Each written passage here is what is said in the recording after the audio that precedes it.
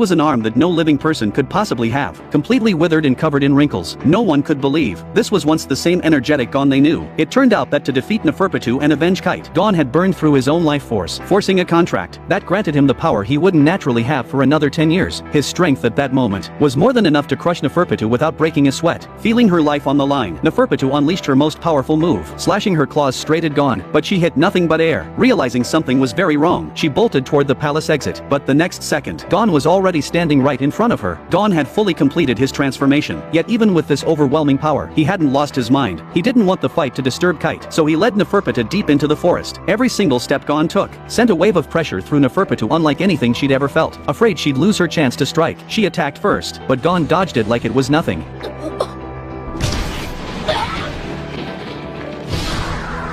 And that's when his counterattack began. The instant Neferpitou was about to hit the ground, Gon drove his fist straight into her and sent her flying into the sky. That single punch alone cost her 8 of her lives, but deep down, Neferpitou actually felt a wave of relief. She could sense that Gon's power was burning his life away. Once it was gone forever. That meant Gon would never be able to threaten the Ant King again, but she had seriously underestimated just how brutal this was going to get. The sound of Gon's fists echoed through the forest, punch after relentless punch. By the time Killua finally arrived, what he saw would haunt him for the rest of his life. Gon's fists were completely soaked in blood, and Neferpitou's body had been beaten beyond recognition. With one final blow, her life came to an end. Killua called out Gon's name. His heart clenched like something had a death grip on it. This was power that should have taken decades of grueling training to reach, yet Gon had gotten there like this. Killua knew exactly what kind of price his friend had paid, but then, the dead Neferpitou suddenly came back to life. In her final moments, she had turned her own body into a puppet, transforming herself into nothing but a killing machine. Killua tried to shove Gon out of the way, but he was a split second too late. Lost in his grief, Gon had his left arm torn clean off by Neferpitou,